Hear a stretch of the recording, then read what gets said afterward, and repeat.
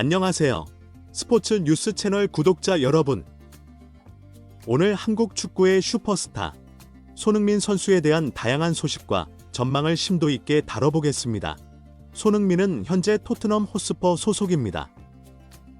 토트넘 소속인 상황에서 올 시즌 유럽 축구는 종료가 됐고 2달 반 동안의 휴식과 프리시즌을 거쳐서 2025에서 2026 시즌을 맞이하게 됩니다. 시즌 개막과 이후 일정은 6월 18일 저녁에 발표가 됩니다. 그러니까 약 2주 남은 거죠. 손흥민 선수가 그때까지 토트넘 소속이 되어 있을지는 확신할 순 없습니다. 왜냐하면 끊임없이 이적설이 나오고 있기 때문입니다. 그 이적설은 토트넘이 손흥민을 떠나보내느냐, 떠나보내지 않느냐의 문제입니다. 아니죠. 다르게 말해야겠네요. 손흥민 선수가 토트넘을 떠나느냐, 떠나지 않느냐의 문제입니다. 공신력 있는 매체나 기자를 통해서 여기저기 러브콜이 들어오고 있는 상황은 아니고 찌라시를 다루는 매체들에서 손흥민을 사우디아라비아로 판다. 사우디 클럽들이 손흥민을 원하고 있다는 기사들이 주류입니다. 손흥민은 한국 대표팀 캡틴으로서 북중미 월드컵 본선 진출을 편안하게 하느냐, 아니면 욕을 바가지로 얻어먹고 겨우 진출하느냐의 기로에 놓인 상황에서 이제 마지막 두 경기를 치르게 됩니다. 그리고 휴식 후에 우승 트로피를 들고 내한하는 토트넘의 이벤트에 참여할 것이고 뉴캐슬 유나이티드 및 K리그 올스타들과 경기도 치를 것이기 때문에 그때까지 토트넘 소속인 건 자명한 사실입니다. 이후에 아스널, 바이에른 뮌헨, 그리고 챔피언스리그 우승팀 파리 생제르맹과의 슈퍼컵 매치를 치르게 된 후에 새로운 시즌을 맞이하게 됩니다. 만약 토트넘이 손흥민을 놓아준다면 그 시간은 뮌헨과의 경기 혹은 슈퍼컵 매치전이 되겠죠. 손흥민이 토트넘에 남을지 여부를 확신할 수 없다고 한 이유가 최근 몇몇 기사들이 토트넘 감독인 안제 포스테코글루 감독이 경질될 것으로 보인다고 보도되었기 때문입니다. 한 매체는 아예 경질됐다라고까지 하기도 했습니다. 우선 역시 공신력이 높은 매체는 아닙니다. 하지만 분위기상 내부적으로 고민을 하고 있다는 건 맞는 것 같습니다. 현재 안제 감독은 휴가 중이고 네비 회장은 해외 체류 중이라고 보도되었습니다. 팬들의 마음과 다르게 손흥민은 유로파 리그 우승 후에 안제 감독을 대놓고 지지하는 발언을 했습니다. 그리고 안제 감독이 직접 손흥민을 주장으로 임명했고 2년 동안 팀을 이끌었습니다. 2년 동안 우여곡절은 많았지만 안제 감독의 목소리에 귀 기울인 모든 선수들은 그 한 방향으로 원팀이 되어서 역사적인 유로파 리그 우승을 이뤄냈습니다. 선수들과의 잡음도 특별히 없었습니다. 보통 성적이 추락하다 보면 선수들의 내부 결속도 흔들리고 다툼도 자주 일어나기 마련인데 이건 정말 캡틴 손흥민의 영향력이 매우 컸다는 또 하나의 증거가 될 것입니다. 아니, 감독부터 선수들 모두 손흥민이 우승을 이끌었다고 극찬하고 결승전에는 손흥민을 위해 우승하겠다는 충성심까지 보인 선수들로 똘똘 뭉쳐 있었죠. 그런데 이 팀을 곧바로 분해를 시켜버린다. 절반 이상의 현지 팬들과 선수들은 난리가 날 것입니다. 손흥민도 다른 결정을 할 수가 있게 되겠죠. 안제 감독을 경질하는 순간 당연히 새로운 감독이 다시 리빌딩을 하겠죠. 브렌트포드 FC의 토마스 프랭크 감독 이름이 물망에 오르고 있는데 이 감독은 팀에서도 3백을 쓰는 감독이기 때문에 토트넘이 2년 동안 밀어붙인 포백부터 변화가 생깁니다. 크리스티안 로메로 같은 경우에는 직접 토트넘에 남을 거라는 간접적인 의사를 밝히기도 했고 손흥민은 예전부터 아직 프리미어 리그에서 해야 할 게 많이 남아 있다고 했는데 이제 나이도 전성기는 끝나는 무렵인 상황에서 또 다른 리빌딩으로 적응하고 팀을 이끌어야 한다면 불만이 터질 수밖에 없습니다. 팬들이 안제 감독이 경질되길 바라는 것도 있지만 손흥민이 이제 토트넘을 떠나길 바라는 팬들도 많습니다. 그럼 얼마나 많을까? 내 개인적으로 볼 때는 전 국민이 투표를 하는 것도 아니고 축구 자체를 사랑하는 팬들이라면 손흥민이 떠나는 게 맞다고 볼 것 같고, 그냥 손흥민을 좋아하는 찐팬들이라면 토트넘에 있든 어디로 이적하든 크게 동요되진 않을 것 같습니다. 손흥민이 토트넘에 남아야 한다는 주장보다 손흥민이 토트넘에 남는다면 아직 그의 축구 열정은 식을 리가 없습니다.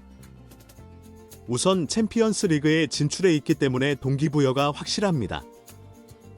그리고 자신이 이끄는 팀이 3년 차로 접어들면서 팀이 점점 더 융화된 상황에서 명예 회복할 기회가 생기기도 했습니다. 지금 이런 잡음들이 나온 이유는 유로파 리그 우승은 했지만 리그 성적이 팀의 가치와 걸맞지 않은 강등권 바로 위의 순위로 시즌이 종료되었기 때문입니다. 이런 기록을 수십 년 후에 현지 팬들이 확인을 하게 될 때는 그냥 최악의 시즌이라고만 알고 있겠죠.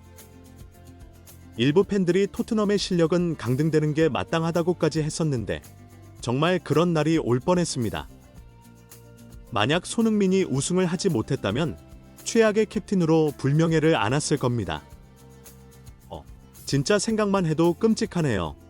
결과적으로 우승을 하면서 챔피언스 리그에 진출했기 때문에 손흥민은 다시 마음을 잡고 팀에 집중할 동기부여가 생겼습니다.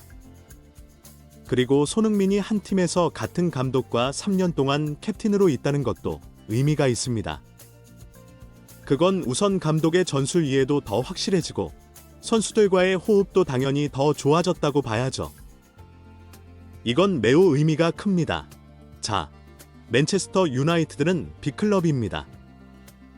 빅클럽인데 10여 년 동안 명성에 걸맞은 성적을 내지 못했습니다. 리그 우승은 택도 없고 조세 무리뉴 감독이 팀을 이끌면서 유로파 리그 우승을 시켰지만 이후의 성적은 FA컵 우승과 코로나 시기에 어수선한 시즌으로 리그 2위를 했던 게 최고 성적입니다.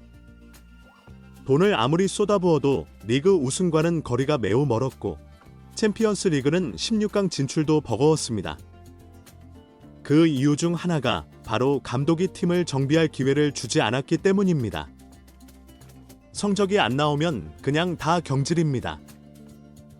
무리뉴 감독은 인터뷰를 통해서 맨유를 2위로 이끈 게 인생 최고의 업적이라고 한 적도 있습니다. 리그 우승과 챔스 우승까지 다 잃어본 감독이 이 말을 한 이유는 전력상 2위를 할 수 없는 팀, 유로파 리그 우승할 수 없는 팀을 이렇게 끌어올린 게 대단한 거라고 한 거죠. 하지만 무리뉴 감독, 리그 2위를 기록하고도 그해 12월에 경질됐습니다. 감독이 계속 바뀌어요. 네, 알렉스 퍼거슨 감독 이후에 새 시즌을 온전히 보낸 감독이 없습니다. 무리뉴 감독이 유로파 리그 우승을 했을 때 팀은 리그 6위를 했습니다. 당시에도 돈을 쏟아붓는 맨유가 인기 구단 탑 3안에 드는 맨유가 리그 6위인 것도 굴욕이었습니다. 그건 유로파 리그에 집중했다는 의미이기도 합니다. 팀이 챔피언스 리그와 리그를 동시에 좋은 성과를 내려고 한다면 베스트 11, 11만 가지고는 안 됩니다. 벤치 자원까지도 레벨이 높아야 하고 스케줄마다 상대팀에 따라서 선수 출전을 다양하게 변화시키면서 성적도 내야 하고 선수들 체력 관리도 되어야 합니다. 맨체스터 시티를 보면 명장 펩 과르디올라 감독과 구단은 과르디올라 감독이 원하는 대로 선수를 영입해줬기 때문에 부임 후 다음 시즌부터 바로 최강팀이 되었던 거죠. 구단이 살림을 하면서 감독을 지원하는 경우가 성공하는 경우는 거의 없다고 보면 됩니다. 토트넘도 비슷합니다. 마우리시오 포체티노 감독은 잘 나가고 있을 때 인터뷰에서 토트넘은 맨시티 같은 구단이 아니다라고 했습니다. 챔피언스 리그에서 성적을 못 냈을 때 리그 성적이 괜찮았고 챔피언스 리그에서 준우승을 했을 때는 극적으로 4위를 해서 챔스에 나갈 수 있었고 이후부터 토트넘은 점점 추락했습니다. 구단이 감독을 지원해주지 못했습니다. 무리뉴 감독은 억울한 시기를 겪었고 안토니오 콘테 감독은 대놓고 우승하려면 시간이 걸린다고 했지만 첼시 감독을 할 때처럼 올 시즌 나폴리처럼 오자마자 성적을 내다 보니까 팬들의 욕심도 커지면서 더 좋은 성적을 내야 한다는 압박이 있었고 가진 자원으로 무리가 되다 보니까 결국 팀도 망하고 스스로 떠나버렸습니다. 이런 식으로 가는 토트넘이라면 당연히 성적이 나올 리 없죠. 하지만 지금 토트넘은 타이밍이 왔습니다. 세 번째 시즌. 손흥민이 전성기에 접어든 이후에 처음 겪어볼 상황입니다. 몇몇 포지션들은 B클럽과 대등한 선수들로 채워져 있습니다. 안제 감독 체제에서 2년 동안 선수 영입하면서 얻은 결과죠. 시즌마다 재정 범위 안에서 선수에게 투자를 한다면, 그러니까 전력을 더 끌어올린다면 챔피언스 리그와 리그를 병행하면서도 좀 더 안정적인 성적을 낼 수가 있게 됩니다. 현재로선 토트넘에게 이상적인 걸 기대하지 말고 딱 3자리 정도만 수준급의 선수를 영입한다면 토트넘은 훨씬 좋은 성적을 낼 수 있다고 봅니다. 그래야 부상자도 줄어들죠. 안제 감독도 원하는 목표에 도달시키기 위해서 선수들의 훈련 강도도 강할 수밖에 없었을 거고, 선수들이 팀 레벨에 맞지 않게 110%를 하려고 하다 보니까 부상자도 더 자주 발생하게 된 겁니다. 안제 감독이 경기를 풀어가는 방식이 계속 달라지고 있다는 건 팬들도 알고 있을 것입니다. 선수들 레벨이 낮아서 재미없는 경기도 있었지만 베스트 멤버로도 실리를 추구하는 경기도 했죠. 안제 감독은 지금 보유한 선수와 2~3명의 퀄리티 있는 젊은 선수, 진짜 에베레치 에제 같은 선수 영입하면 막강해지는 건 확실할걸요? 싼 영입은 솔직히 개인적으로 좀 반대입니다.